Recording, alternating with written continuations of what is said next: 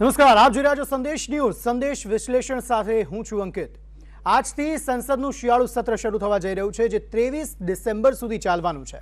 સંસદનું આ સત્ર ધમાલભર્યું રહેવાના એંધાણ છે. સરકાર દ્વારા શિયાળુ સત્રના પહેલા જ દિવસથી લોકસભામાં 3 કૃષિ કાયદા રદ કરવાનું બિલ રજૂ કરવાના છે. ચર્ચા કરાશે અને તેને પાસ પણ કરાશે. આ પછી તેને રાજ્યસભામાં મોકલવામાં આવશે. સંરક્ષણ પ્રધાન રાજનાથસિંહે તમામ નેતાઓને સંસદની કામગીરી શાંતિપૂર્ણ રીતે ચાલવા દેવા અપીલ કરી છે, જેથી તમામ મુદ્દાઓ પર ચર્ચા કરી શકાય. કેન્દ્ર દ્વારા સંસદ સત્ર મળે તે પહેલા રવિવારે સર્વપક્ષીય બેઠક પણ બોલાવવામાં આવી હતી, જેમાં વિપક્ષી નેતાઓએ બેઠકમાં ખેડૂતોને એમએસપીની ગેરંટી, પેગાસસ મુદ્દો, મહિલાઓ માટે અનામત બિલ જેવા મુદ્દા ઉઠાવ્યા હતા. અને હાલ લોકસભાથી સીધી તસવીરો.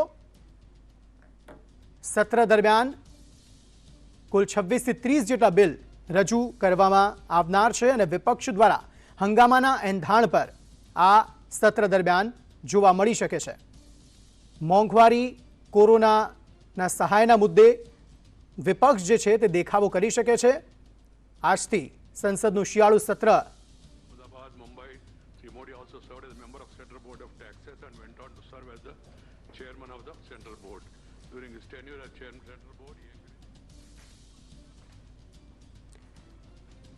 તો સંસદનું શિયાળુ સત્ર જે મળી રહ્યું છે તે પહેલા પીએમ મોદી દ્વારા પત્રકારોને શું વાત જણાવવામાં આવી, શું સંબોધન કરવામાં આવ્યું તે સાંભળી લઈએ. हमने देखा है पिछले दिनों संविधान दिवस भी नए संकल्प के साथ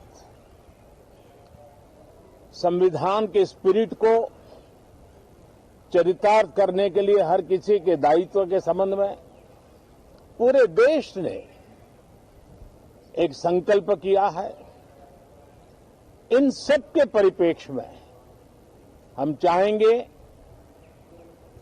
देश भी चाहेगा, देश का हर सामान्य नागरिक चाहेगा कि भारत का संसद का ये सत्र और आगे आने वाले भी सत्र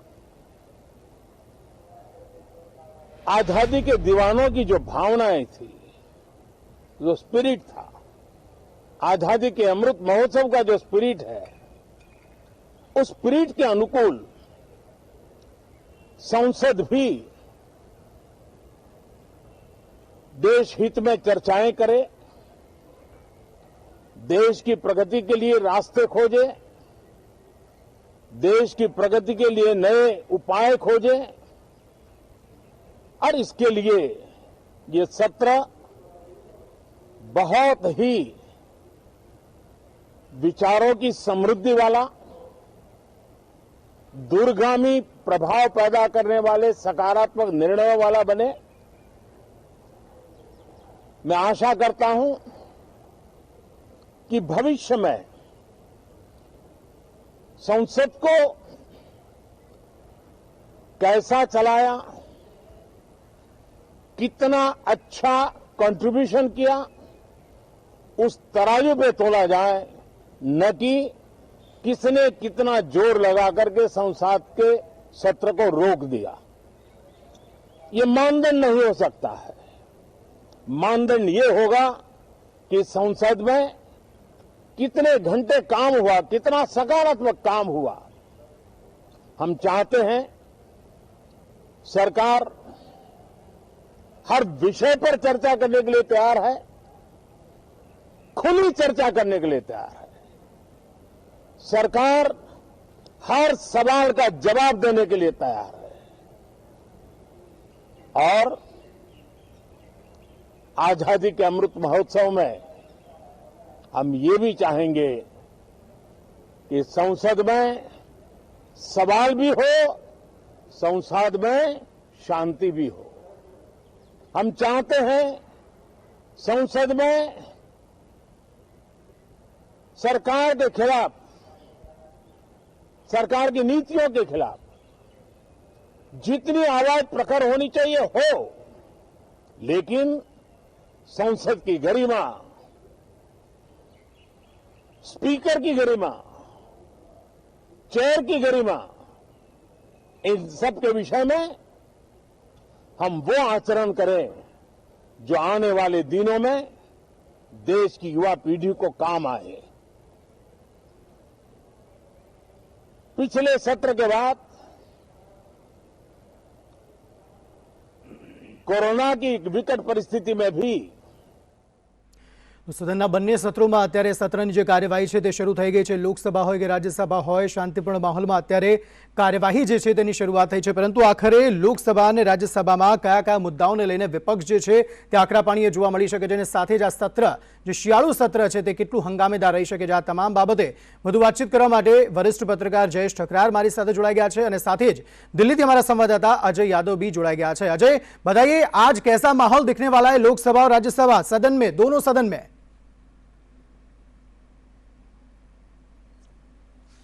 देखिए, निश्चित तौर पे अंकित, संसद के शीतकालीन सत्र की शुरुआत हो चुकी है, लेकिन उसके पहले 3 तरह के डेवलपमेंट जो हुए हैं वो साफ इशारा कर रहे हैं कि पूरा शीतकालीन सत्र किस तरह का चलने वाला है। एक तरफ जहां राहुल गांधी की तरफ से ट्वीट किया गया कि आज किसानों की उम्मीद का सूरज उगेगा, यानी कृषि कानून जो है अपने आप में एक बड़ा मुद्दा इस पूरे शीतकालीन सत्र के दौरान रहेगा।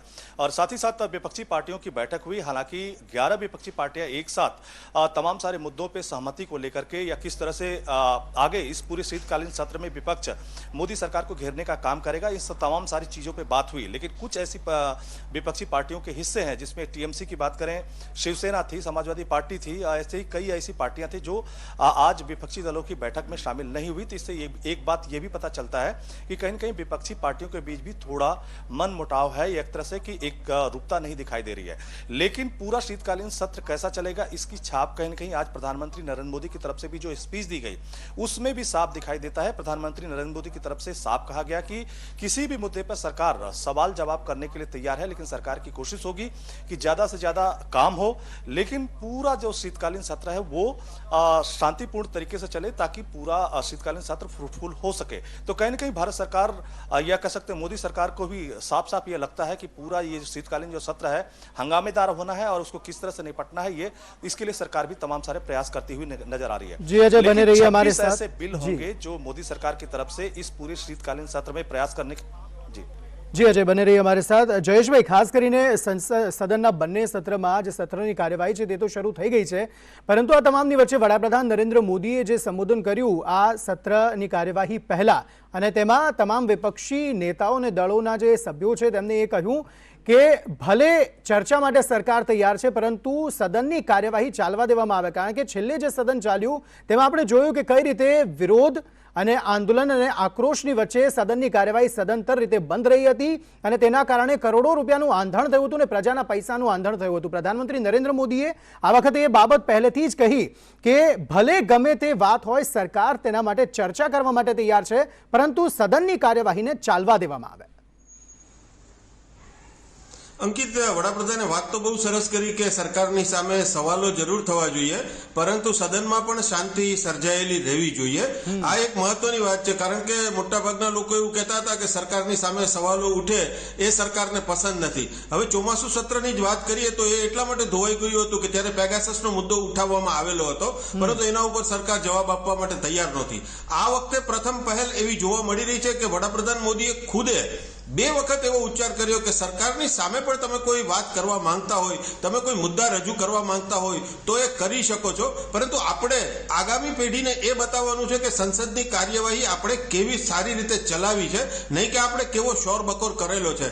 એટલે એક ઉત્તમ પ્રણાલી ભારતીય સંસદમાં પ્રસ્થાપિત થાય એ તો બહુ જરૂરી જ છે, પરંતુ આ વખતે આ મુદ્દો એટલા માટે ઉઠાવવામાં આવ્યો છે કે સરકાર માટે જે રીતે કહેવામાં આવે છે કે આ સત્ર બહુ જ મહત્વપૂર્ણ છે, એટલું જ સરકાર માટે કઠિન પણ છે, કારણ કે કૃષિ બિલનો મુદ્દો પણ સરકારની સામે છે, પેગાસસનો મુદ્દો પણ સરકારની સામે છે, મોંઘવારીનો મુદ્દો પણ સરકારની સામે છે, અને એટલે વિપક્ષો આ વખતે સરકારની આવી નૈતિક બાબતોને કદાચ ગળે ઉતારી અને સંસદની કાર્યવાહીને શાંતિથી ચાલવા દે એવું લાગતું નથી। એટલે પાણી પહેલા પાળ બાંધતા વડાપ્રધાને ચોક્કસપણે આ વાત સમજાવી હોય એવું લાગે છે। બિલકુલ, એ તો જોવાનું રહેશે કે હવે આગામી કાર્યવાહી દરમિયાન વિપક્ષનો શું રોલ રહે છે અને સાથે વિપક્ષ હંગામો કરે છે કે કેમ। अजय, आपसे ये जानना चाहेंगे 26 बिल इस सत्र के दौरान पेश किए जाने वाले हैं, वो 26 बिल कौन कौन से हो सकते हैं, इसकी कोई जानकारी, और साथ में कृषि कानून रद्द करने का जो कानून है, रद्द करने का जो बिल है वो पेश किए जाने वाला है, वो सबसे इंपॉर्टेंट रहेगा इस पूरे सत्र में।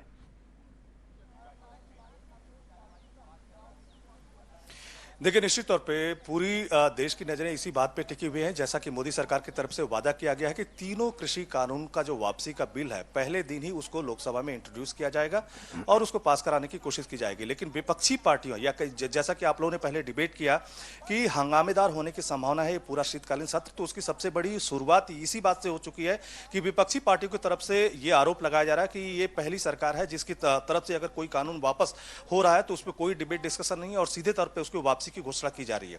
तो इसी बात को लेकर के विपक्षी पार्टियों को नाराजगी है और उनकी तरफ से मांग की गई है कि जब ये बिल वापस हो तो इस पे चर्चा भी हो। लेकिन इसी के साथ साथ विपक्षी पार्टी की तरफ से कहा जा रहा है कि जो एमएसपी का मुद्दा है उसको भी कानून के दायरे में लाना चाहिए। जो किसान शहीद हुए हैं उनको मुआवजा देने की बात होनी चाहिए और जिन किसानों के ऊपर पूरे आंदोलन के दौरान केस हुआ है वो सारे केस वापस होना चाहिए।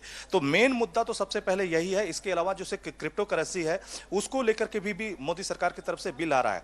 लेकिन ढेर सारे ऐसे मुद्दे हैं जिसको लेकर के कहीं कहीं विपक्षी पार्टियां घेरने की कोशिश करेंगे। उसमें महंगाई का मुद्दा है और खास करके आज सुप्रीम कोर्ट में कोरोना के मुद्दे को लेकर के खास करके गुजरात सरकार में जो डेथ सर्टिफिकेट बनाने की प्रक्रिया हो रही है, मुआवजा देने की जो प्रक्रिया चल रही है उसको लेकर सुनवाई हो रही है।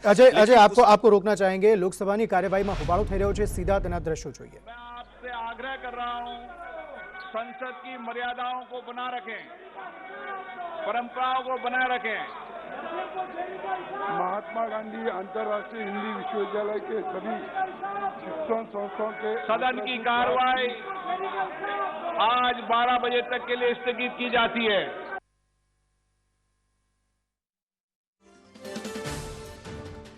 સત્ર શરૂ થતાની સાથે જ હોબાળાના દ્રશ્યો, વિપક્ષે હોબાળો મચાવ્યો અને સાથે જ 12 વાગ્યા સુધી સદનની કાર્યવાહીને સ્થગિત કરી દેવામાં આવી। લોકસભામાં વિપક્ષ દ્વારા જોરદાર હોબાળો કરવામાં આવ્યો, સૂત્રોચ્ચાર કરવામાં આવી રહ્યા હતા અને તેવામાં લોકસભાના સ્પીકર દ્વારા 12 વાગ્યા સુધી જે સદનની કાર્યવાહી છે તેને સ્થગિત કરી દેવામાં આવી।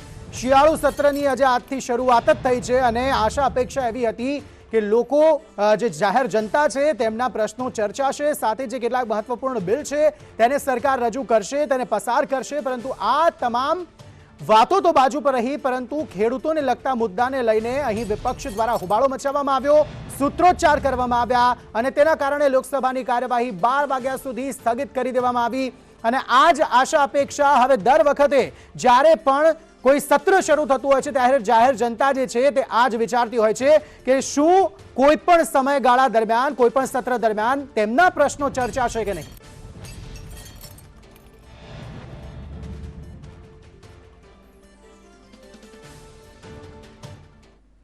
સાથે સમાચારોમાં હાલ રોકાઈએ એક બ્રેક માટે।